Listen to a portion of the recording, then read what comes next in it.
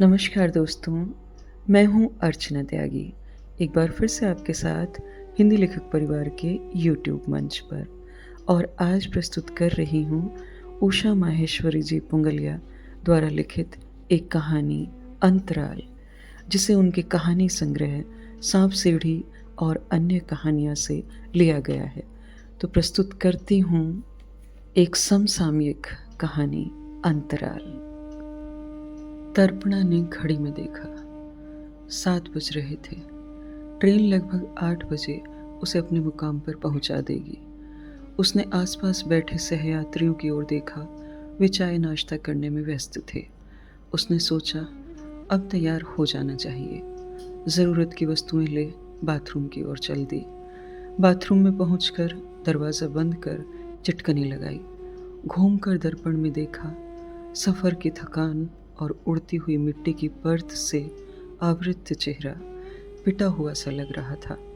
सिर के घुंघराले बाल धूल सनी हवाओं की छेड़खानी से अस्त व्यस्त गंधलाए से हो गए थे। उसे लगा वह एकदम बदसूरत बुढ़िया सी हो गई है। इस एहसास मात्र से उसके बदन में दर्द की सिहरन दौड़ गई।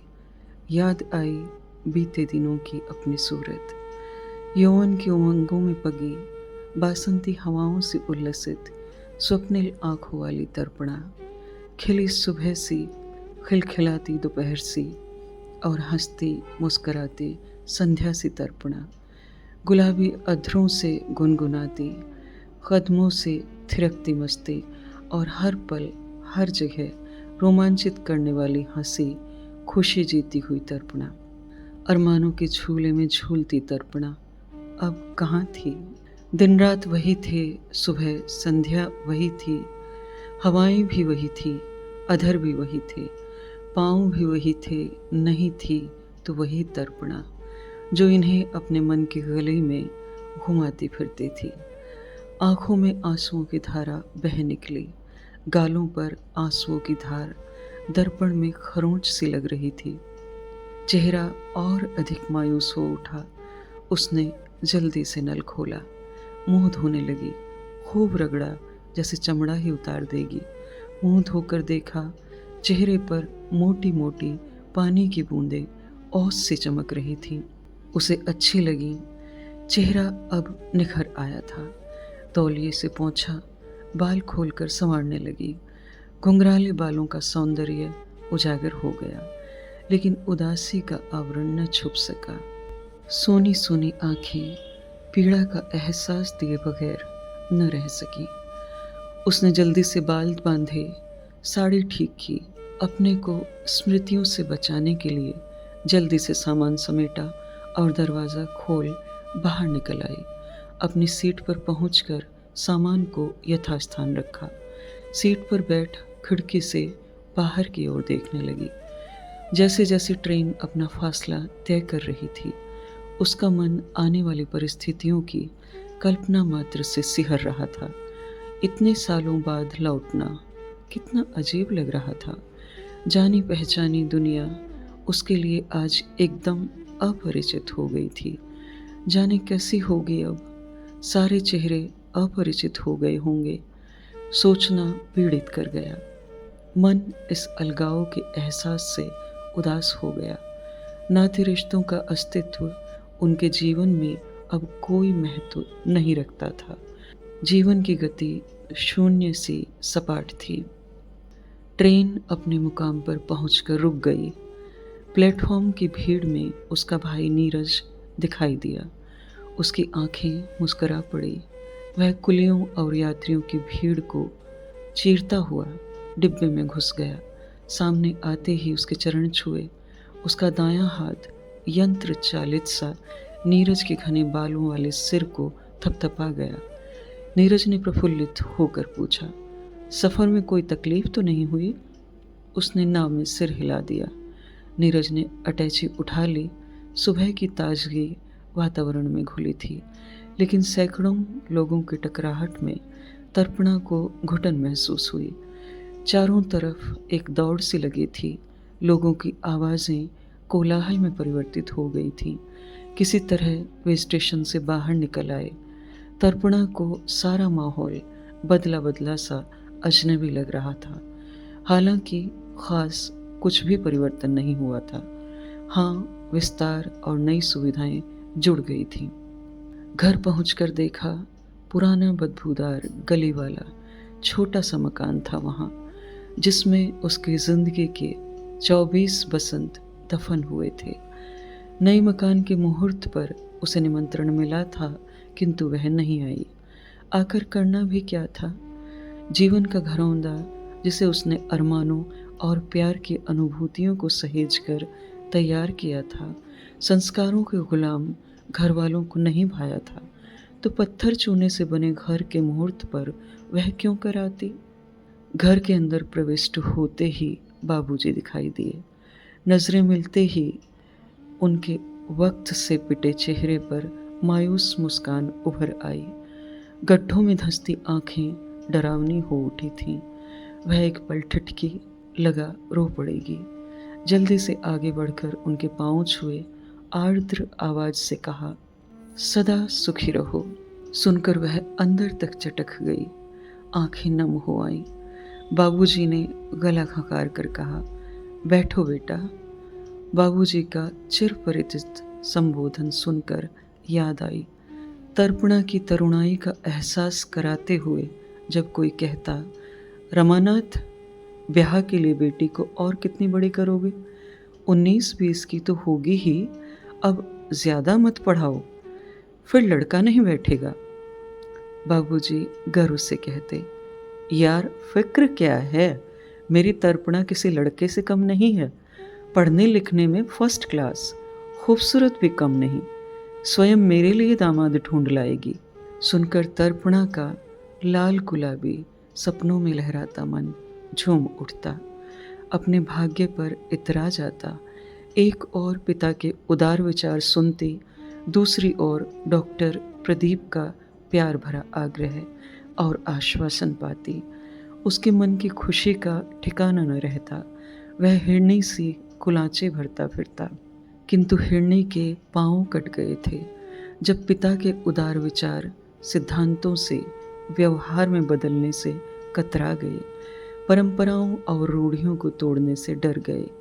उन्हें उस समय अपने परिवार की मान मर्यादा का महत्व तर्पणा के जीवन की खुशियों से अधिक लगा, क्योंकि तर्पणा की पसंद का व्यक्ति प्रतिभाशाली होते हुए भी पिता की नज़रों में अयोग्य था।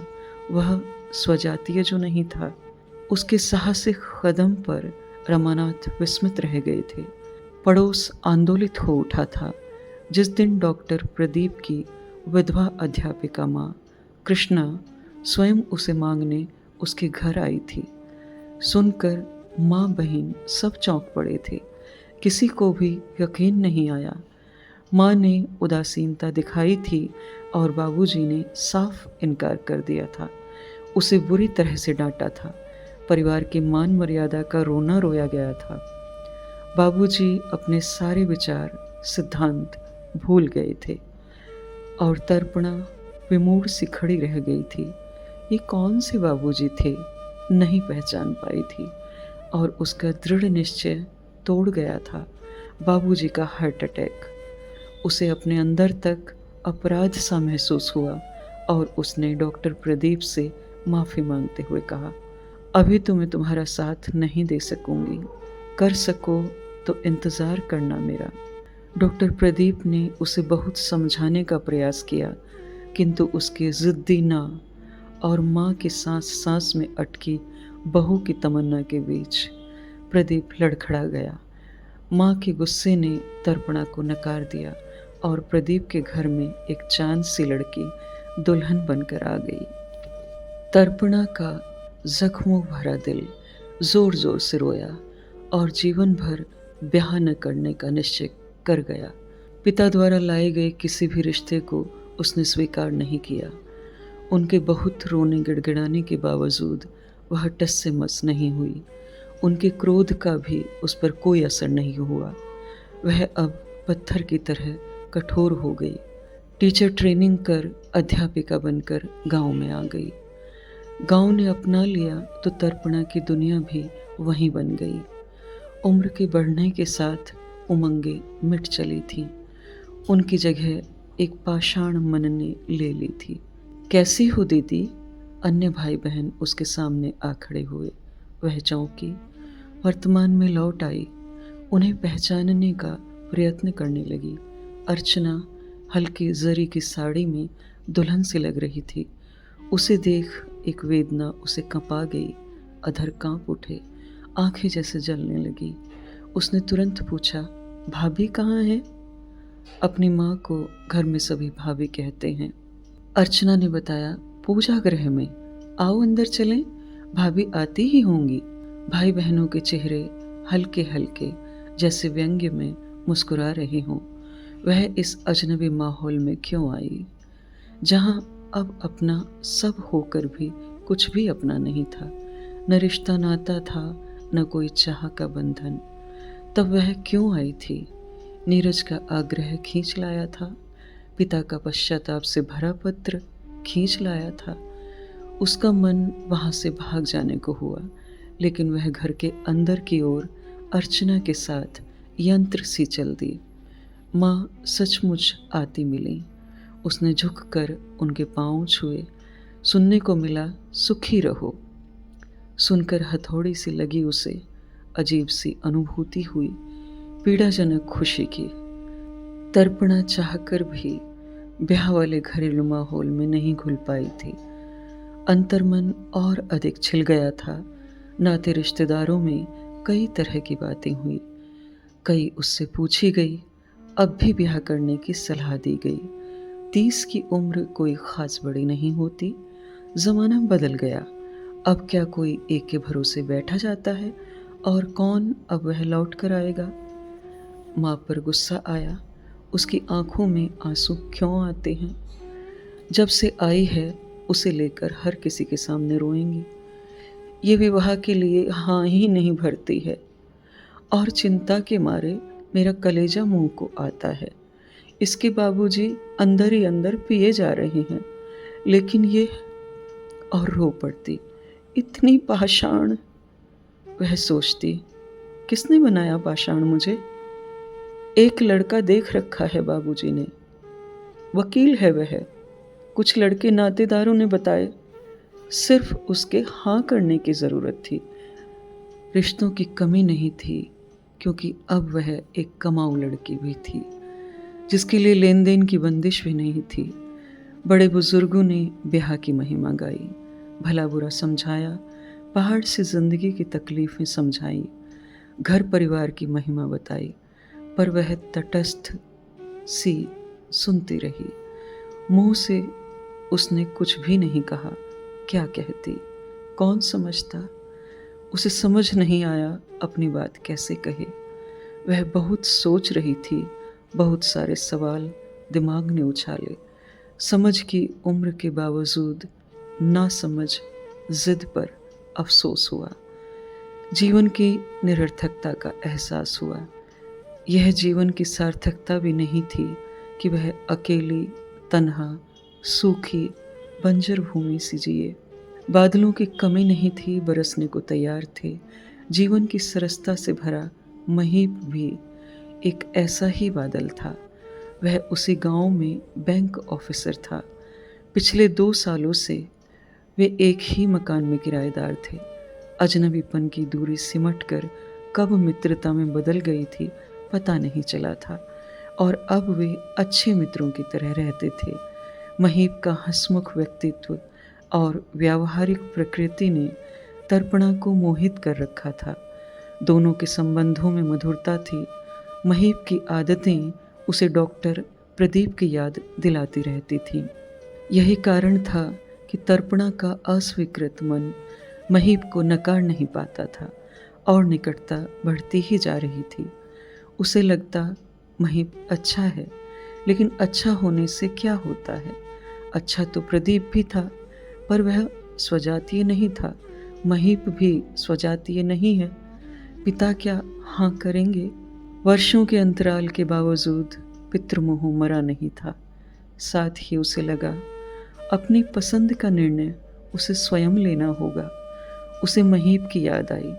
ट्रेन के रवाना होने से पहले उसने कहा था, तर्पणा जल्दी लौटना, तुम्हारे बिना बहुत सोना लगेगा। तर्पणा ने छेड़ा, क्यों, तुम्हारा टॉमी तो रहेगा तुम्हारे पास। हाँ, लेकिन तुम्हारे बिना वह भी उदास रहेगा। फिर तुमने हम दोनों की कितनी आदतें बिगाड़ रखी हैं, उन्हें कौन संभालेगा। महीप की आवाज़ आर्द्रता को छू गई थी। पहली बार तर्पणा कहीं उससे दूर जा रही थी। तर्पणा ने निर्णय लिया, वह महीप के पास लौट जाएगी। पहली बार प्रदीप की याद से मुक्त हो सोच पाई वह। पहली बार पिता के आतंक से मुक्त हो पाई वह। यह थी उषा माहेश्वरी जी पुंगलिया द्वारा लिखित एक कहानी जिसका शीर्षक अंतराल। मैं आशा करती हूँ मेरी आवाज़ में यह कहानी आपको अवश्य पसंद आई होगी। कहानी को लाइक करें, कमेंट करें और अन्य साहित्य प्रेमियों के साथ साझा भी अवश्य करें। ऐसी ही और कहानियाँ सुनते रहने के लिए चैनल को सब्सक्राइब करें। मैं अर्चना त्यागी अब आपसे विदा लेती हूँ। फिर मिलते हैं एक और कहानी के साथ बेहतरीन कहानियों के सफ़र में। धन्यवाद। अगर आपको रचना पसंद आती है तो लाइक और कमेंट्स ज़रूर करें और शेयर कीजिए।